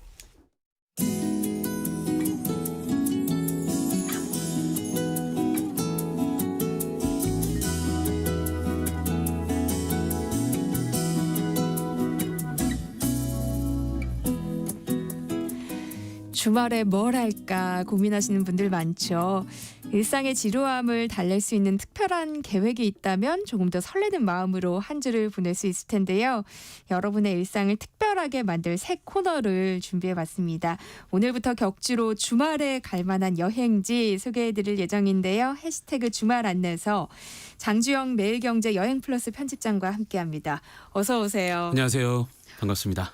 편집장님 오랜 기간 여행 전문 기자로 활동해 오셨잖아요. 네. 여행을 얼마나 자주 가세요? 사실은 제가 기자 생활은 한 20년, 그 여행 기자로는 한 15년 정도 됐거든요. 네. 원래 한창, 그러니까 제가 지금 편집장이라서 많이 못 나가긴 하는데 네. 한창 많이 다니면 매주마다 거의 국내 출장이 있습니다. 그리고 또 중간에 해외 출장이 있고 하면 회사 일 보고 하면 한 30주 정도? 네. 1년이 한 52주니까 거의 절반 이상이죠. 저희가 이 프로그램에서는 처음 만났지만 네. 사실 초면은 아니잖아요. 그렇죠. 그 사이에 편집장님 되신 거예요? 네, 이제 편기자에서 편집장으로 좀 올라왔네요. 네. 뭐 여행을 멀리 가던 아니면 가까이 가던 일단 일상을 탈출하는 기분을 들게 해주는 게 참 좋은 것 같은데요. 네네. 편집장님에게는 또 여행이 일이기도 하니까 그래도 떠날 땐 좀 설레고 그러나요? 어떠세요? 아직까지도 저는 약간 좀 첫사랑 같은 느낌? 두근두근 하거든요. 네. 여행 계획만 아마 전주리 아나운서도 비슷하시지 않으실까 하는데 그쵸. 네, 여행 뭔가 계획을 세울 때는 되게 설레잖아요. 그때가 제일 두근두근하고. 행복해요, 저는. 네, 제일 행복하고. 네, 그러다 보니까 저도 비슷한데 네. 이제 제가 가장 좀 중요하게 생각하는 거는 어떤 사람이랑 가느냐. 전 그래서 저도 두 딸의 두 공주님이 아빠인데 네. 또 저희 가족이 다 모이면 7공주예요. 네, 제 동생들이 또 공주님을 많이 낳아서. 그래요? 네네. 또 저희 온 가족이 모이면 15명이거든요. 15명이서 한번 네. 딱 성원을 이뤄서 여행을 한 적이 있는데 네. 너무 좋더라고요. 예, 그런 것들이 참 저한테는 중요하다라고 생각이 들더라고요. 근데 15명이 떠나는 계획을 세우는 거 쉬운 일은 아니었겠어요. 네. 그 과정이. 제가 아무래도 여행 기자다 보니까 네. 열일하셨군요. 네, 주도적인 역할을 맡고 있습니다. 여행 떠날 때 편집장님은 제일 먼저 뭐부터 하세요? 아무래도 요새 트렌드를 안 맞출 수가 없더라고요. 그래서 그냥 제가 오늘 방송 준비하면서 준비해 본 건 네. 유불인, 예, 너튜브 그리고 블로그, 인스타그램. 저 뭔가 했어요. 그래서 뭐 사실 너튜브 같은 경우는 그 제가 가기 전에 그 분위기가 어떤지를 좀 알 수 있는 영상을 볼 수 있으니까 네. 그래서 좋고 또 블로그는 세세한 정보가 많이 올라와 있어서 그쵸. 그래서 좋고 요새 별그램은 아무래도 뭐 핫스폿이나 아니면 그쵸. 맛집 이런 정보가 많으니까 그래서 주로 그렇게 해서 좀 얻긴 하는데 원래 제 성격대로라면 그리고 저희 여행 기자들의 패턴은 어느 지역이 정해지면 그 지역의 농협 아니면 우체국 아니면 만약에 그쪽에 역이 있다 네. 그러면 역의 역무원이나 아니면 역장님 이런 분들을 만나서 네. 그 지역에 가볼 곳이나 먹거리 뭐가 있는지 이런 거를 보거든요. 정말 절대 그 실패란 없습니다. 그런 게 아주 좋습니다. 사람을 주로 많이 이용하시는 거예요. 직접 그렇죠. 인맥과. 맞습니다. 배미라님이요. 새로운 코너 기대됩니다. 편집장님 반갑습니다. 환영합니다라고 문자 보내주셨어요. 너무 감사합니다. 네, 저희 세모정 청취자분들 앞으로 장지영 편집장님의 안내서를 잘 따라가 볼 텐데요. 오늘은 저희를 어떤 곳으로 안내해 주시나요? 뭐 많이 들으셨겠지만 올해가 그 푸른 뱀의 을사년이잖아요. 그래서 뭐 뱀하면 사실 좀 징그럽고 약간 무섭고 그런데 또 그 속을 보면 지혜로움도 있고 또 끈기도 있고 생명력도 있고 다산을 의미하기도 하고 네. 뭐 사실 제가 뱀띠거든요. 예, 저는 약간 그런 느낌은 없죠. 네. 좀 그나마 지혜로움 쪽이죠. 몰랐어요. 예. 그래서 저 그 지혜로움을 바탕으로 해서 푸른 뱀과 잘 어울리는 그런 여행지를 준비해봤습니다. 그러니까 뱀이 지혜로움을 상징해서일까요? 전국적으로 뱀과 관련한 지명이 많다면서요? 네, 이 최근에 전라남도가 이 조사를 한 게 좀 재미있어서 제가 가져왔는데 네. 우리나라에 과연 뱀과 관련한 지명이 몇 개나 될까? 그거를 조사를 했어요. 근데 전국적으로 지명으로만 우리나라에 한 150만 개 정도가 있다고 하는데 네. 그중에서 전라남도가 뱀과 관련한 지명을 42곳이나 가지고 있습니다. 전국적으로는 한 210곳 정도 되고요. 네. 그리고 뭐 경상남북도가 각각 30개씩 그리고 경기도가 한 10개. 그런데 서울은 또 한 곳도 없고요. 그래요. 그러니까 그런 거로 따졌을 때 전라남도가 좀 많은 곳을 가지고 있는 거죠. 뱀과 관련해서. 그래서 전라남도에서 뱀과 관련한 지명 찾기를 하셨나요? 아마도 그런 것 좀 같은데 그래서 제가 조금 더 살펴봤는데요. 이 전남 고흥으로 먼저 좀 가보겠습니다. 이 고흥하면 좀 잘 모르실 수 있는데요. 왜 우리나라 전체 지도를 호랑이 닮았다고 하잖아요. 그렇죠. 저 호랑이가 약간 왼편을 바라보면서 두 발을 들고 그리고 오른쪽 발도 하나 들고 있어요. 그러니까 약간 뛰는 모습이죠. 네. 근데 왼발은 땅에 지지하고 있거든요. 그 왼발 뒤꿈치 쪽이 고흥입니다. 그래서 우리나라를 딱 정면에 놓고 봤을 때 정가운데 아래쪽, 그쪽이 고흥인데요. 이 고흥의 영남면 금사리에 가면 이 뱀과 인연이 있는 섬이 있습니다. 와도와 사도인데 이 와도는 말 그대로 개구리 형상을 좀 닮았고 네. 사도는 마치 뱀이 개구리 사냥을 하려고 먹으려고 쫓아가는 그런 모습을 닮았어요. 그래서 이 지리학자들이 이 지형을 두고서 장사, 추와 형이라고 부르거든요. 말 그대로 장사, 긴 뱀이 추와 개구리를 쫓는다. 그런 형태의 그런 지명이란 뜻인데 네. 이게 전 대대로 좀 명당 자리라고 해요. 되게 좀 좋은 기운을 많이 가지고 있고 이런 장사추화형 고장이 한 곳 더 있는데 충남 홍성에 가면 뱀고개라는 뜻을 가진 사성마을이 있습니다. 여기는 주변 산세랑 논밭이 진짜 구불구불구불한 모습이 보이고 저 앞쪽에 약간 좀 물 같은 그 호수 같은 강 같은 그런 느낌이 있는데 그런 곳이라서 뱀이 길게 구부러진 모습이 있다라고 네. 해가지고 이 사성마을인데 풍수지리가들이 여기 또한 명당이다라고 해서 과연 여기가 왜 명당일까 했더니 땅이 기름지고 또 물자가 풍부하고 여러 가지 다 넉넉하게 살아서 그렇다. 뭐 그런 유래가 있습니다. 굉장히 흥미로운데요. 뱀과 관련한 지명 얘기 좀 더 해주세요. 네, 안 그래도 제가 몇 것을 좀 준비했는데 이 전남 광양이랑 순천도 한번 가볼게요. 광양시 고략동에 가면 금골마을이라는 곳이 있는데요. 이곳은 지형 자체가 마치 금뱀이 이렇게 숨어있는 듯한 그런 모습을 가지고 있어요. 그래서 금곡이라고도 부르는데 풍수지리가들은 여기도 명당 자리다. 뭐 이렇게 좀 얘기를 하고요. 또 순천도 좀 재밌습니다. 여기 순천시 서면 지본리에 가면 구룡마을이 있거든요. 이제 구룡하면 좀 9마리 용을 네. 떠올리게 되잖아요. 근데 사실 이 구룡은 나중에 붙여진 이름이고 원래 그 전에 그 뱀과 관련한 지명이었는데 이 마을에 가면 뒷산이 있습니다. 근데 그렇게 크지 않은 마을이라 뒷산을 두고서 마을 중심에서 뒷산을 바라보면 왜 그 산이 여러 가지 갈래로 나뉘거든요. 산줄기가. 그렇죠. 예, 그 줄기가 9개로 보여요. 근데 그게 되게 구불구불 길게 보여서 마치 9마리 뱀이 이쪽을 보는 듯하다. 예. 그래서 이 9마리 뱀 같다 해서 사구실이란 이름으로도 불렸는데 나중에 뱀이란 이름이 들어가니까 좀 기분 나빠 해가지고 용으로 바꿔서 구룡으로 부르고 있습니다. 네. 한 곳은 또 제주도도 있는데 이 제주도는 약간 좀 음산해요. 느낌이. 이 유래를 찾아보면 김영에 가면 김영사굴, 지금은 김영굴이라고 부르는 곳인데 여기는 처녀를 제물로 바치지 않으면 이 나쁜 일이 생긴다. 뱀이 재앙을 가져온다. 이래가지고 여기는 아직도 그 좀 음산한 분위기가 풍기는데 그래서 그런지 모르겠는데 여기가 용암동굴이거든요. 지금은 막아놨어요. 예, 그래서 지금은 볼 수가 없지만 네. 어쨌든 이런 유래를 가진 곳도 제주에 있습니다. 5622님이요. 제가 뱀띠인데요. 뱀의 해에 어울리는 여행지라니 기분이 좋습니다. 흥미롭게 잘 듣고 있습니다. 라고 보내주셨어요. 이야기에 계속 빠져들어서 안 되겠어요. 이제 본격적으로 주말 여행 안내해 주세요. 네, 이 일사년이 아무래도 푸른 뱀의 해다 보니까 즉 그거와 맞춰서 찾다 보니 지금 또 오늘 특히 유난히 엄청 춥잖아요. 네. 그래서 따뜻한 남쪽 나라가 있는 도시로 한번 가보려고 합니다. 부산입니다. 뭐 아마 방송 듣고 있는 분들은 부산 하면 여름이지라고 하실 수 있는데 네. 부산은 뭐 언제나 가도 좀 좋고 그리고 오늘 제가 소개할 곳 부산을 대표하는 해수욕장인 해운대는 아니고 아니에요? 해운대에서 가까운 청사포란 곳입니다. 이 청사포가 지리를 발로 설명해 드리면 네. 해운대 해수욕장, 그러니까 바다를 바라보면서 모래사장이 있잖아요. 네. 이 모래사장으로 쭉 왼편을 따라가면 달맞이 달맞이 언덕. 맞아요. 달맞이 고개. 그 달맞이 고개에서 차로 한 10분이 안 걸리는 거리에 있는데요. 아마 이 달맞이 언덕길 네. 차로 가보시거나 아니면 걸어보신 분들 아실 거예요. 정말 구불구불구불 하잖아요. 맞아요. 그래서 이 부산 분들은 이 길을 15국도라고도 부르거든요.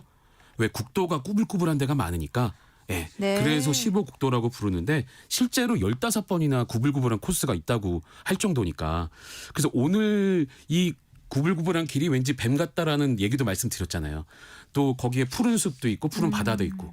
그래서 여러 가지 푸른 뱀 같다. 그런 느낌도 느낄 수 있는 청사포 가는 길입니다. 그러니까 청사포 가는 길만 저 푸른 뱀처럼 느껴진다는 거잖아요. 네, 맞습니다. 근데 일단 청사포가 푸른 뱀을 뜻하는 게 맞아요? 아마도 이렇게 생각하시는 분들 많을 거예요. 절반은 맞고 절반은 틀린데 일단은 푸를 청의 뱀사자로 시작을 했습니다. 근데 그 한 유래를 조금 살펴보면 이 전설이에요. 오래전에 금술 좋은 이 부부가 살았는데 이 남편이 바다에 나간 어부였습니다. 근데 어느 날 이제 바다에 나가는데 안타깝게도 뭐 비바람, 뭐 폭풍우 이것 때문에 돌아오질 못했어요. 네. 돌아가셨습니다. 근데 너무 그 사이가 좋았던 부부다 보니까 이 아내는 아니야 돌아올 거야 라는 믿음으로 이 소나무 한 그루와 큰 돌이 있는 곳에 가서 계속 빌었습니다. 제발 언제든 돌아오게 해주세요. 네. 이걸 본 용왕님이 자신이 데리고 있던 푸른 뱀한테 시켜서 야 저 그 아내분을 데려와라. 그래서 데려와가지고 용궁에서 그 돌아가신 남편을 만나게 해줘서 오래도록 사랑을 하게 해줬다. 그래서 푸른 뱀과 그리고 그 뭐 사랑 이런 걸 다 엮어가지고 청사라는 이름으로 불리게 됐는데. 네. 근데 그 이후에 청사라는 마을 지명이 아까도 말씀드렸지만 뱀이 좀 들어가서 기분이 좀 그렇다. 그래가지고 맑을청의 모래 사자로 바꿔서 이 맑은 모래 얘가 네. 있는 마을로 불리다가 그 이후에 야 그래도 우리가 뱀의 그 기운을 놓치면 되지 않지 않냐. 네. 그래가지고 맑을 청을 푸를 청으로 바꾸고 또 모래사는 그대로 쓰면서 그래서 푸른 모래 얘가 있는 포구. 그렇게 지금까지 불리고 있는 겁니다. 푸른 뱀이 맺어준 아름다운 사랑 이야기인 거네요. 그럼 청사포의 볼거리는 어떤 게 있어요? 이 청사포가 작은 어촌 마을인데요. 이 들고 나는 배들이 딱 길라잡이 역할을 하는 등대가 2개가 있어요. 쌍둥이 등대라고 부르는데 하나는 빨간색, 하나는 하얀색입니다. 이 빨간 등대는 오른쪽에 있고 네. 하얀 등대는 왼편에 있거든요. 그래서 이 등대를 배경으로 사진을 찍고 오래도록 추억하는 이들이 많죠. 여행에서 사진이 빠질 수가 없어요. 맞습니다. 이제 SNS에 인증샷 남겨야 되잖아요. 그렇죠.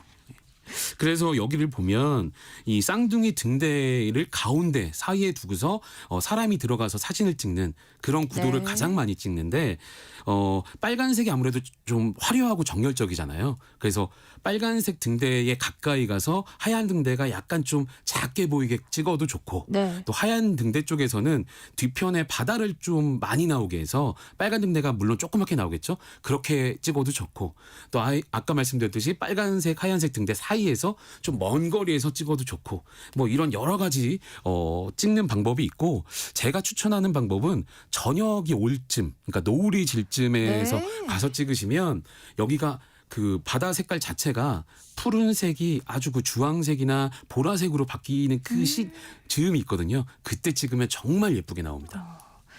또 여기 전망대가 있어요? 예, 이름이 다리돌 전망대예요. 여기가 높은 곳은 맞긴 한데 네. 근데 여기가 육지가 아닌 바다에 쭉 돌출한 그런 형태의 전망대거든요. 그래서 이 길이는 한 72.5m 그리고 폭이 한 3m, 그 높이가 해수면에서 한 20m 정도의 일자형 네. 스카이워크 생각하시면 돼요. 네, 그런 식의 생겼던 전망대를 네. 지난해 8월, 그러니까 작년 8월에 좀 업그레이드를 했어요. 그래서 아까 좀 전에 일자형이라고 말씀드렸는데 네. 이게 U자형으로 바뀌었습니다. 그래서 길이도 191m로 늘어났고 네. 그리고 볼거리도 조금 더 늘은 게 그 스카이워크가 아래 투명하잖아요. 바닥이. 그렇죠. 여기도 이 반달형으로 투명하게 만들어놔서 아슬아슬하고 짜릿하고 뭐 이런 기분을 아주 맛보실 수 있는 그런 전망대로 좀 바뀌었고 네. 이 전망대에서 바라보는 청사포 해안 아까 말씀드린 그 쌍둥이 등대를 보는 것도 그렇고 이 다리돌이라는 의미가 이 5개의 암초가 마치 다리를 연결한 것처럼 쭉 이어져 있다고 해서 다리돌이거든요. 네. 그 다리돌을 걸쳐서 그 등대를 보고 푸른 바다를 보는 그 모습이 정말 낭만적입니다. 지금 당장 가고 싶어져요. 어떡하죠? 근데 이 다리돌 전망대 관람하기 전에 또 들려야 하는 곳이 있다면서요. 이 다리돌 전망대에서 아주 가까운 곳에 관광 안내소가 있거든요. 근데 뭐 굳이 뭐 관광 안내소 갈 필요 있나라고 생각하시면 네. 정말 다 잃고 가는 거나 마찬가지예요. 그래요? 여길 가야 하는 이유가 이곳 3층에 가면 해운대 특산품 전시 매장이 있는데 아니 뭐 특산품을 사라 이런 말씀은 네. 아니고 이곳에 가면 나무로 만들어진 소망 물고기가 있습니다. 왜 우리가 어느 명소 같은 데 가면 자물쇠 하나 걸어놓고 뭐 세상의 모든 정보 포에버 뭐 이런 거 써놓잖아요. 보통 연인이랑 가서 뭐 그런 거 써놓잖아요. 그렇죠? 네, 그런 거 써놓는데 여기는 소망 물고기로 사랑 고백 아니면 자기의 소원 같은 것들 네. 적어서 그 다리돌 전망대 들어가는 입구에 걸어놓을 수가 있어요. 네. 또 나무로 만들었다 보니까 바람이 불거나 이럴 때 딸랑딸랑 소리가 아주 청아하게 들리거든요. 그런 느낌도 좋고 또 부산을 배경으로 한 그림 엽서도 있어요. 요게 그 나무 소망나무 물고기는 한 5,000원 정도 하는데 네. 이 부산 엽서는 한 1,500원 정도 하거든요.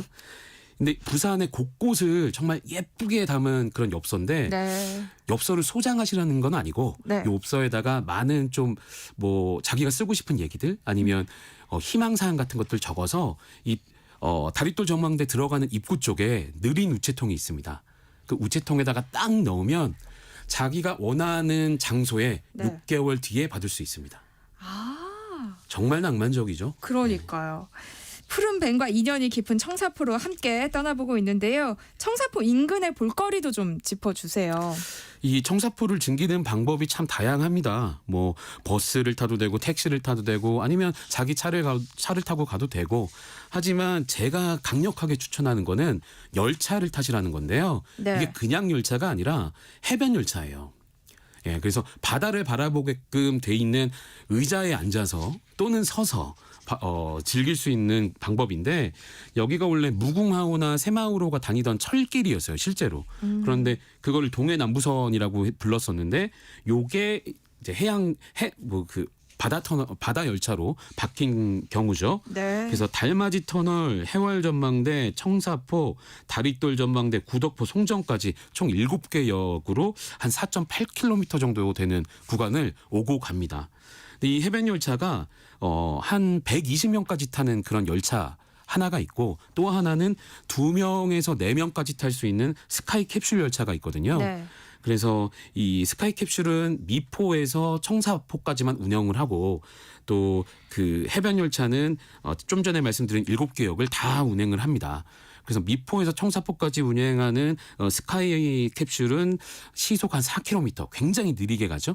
그래서 30분 정도. 근데 그 미포에서 송정까지 가는 해변 열차는 똑같이 30분이지만 시속 한 15km 정도로 가기 때문에 그것도 30분 똑같은 거리지만 느끼는 바가 좀 다른 그런 열차가 되겠습니다.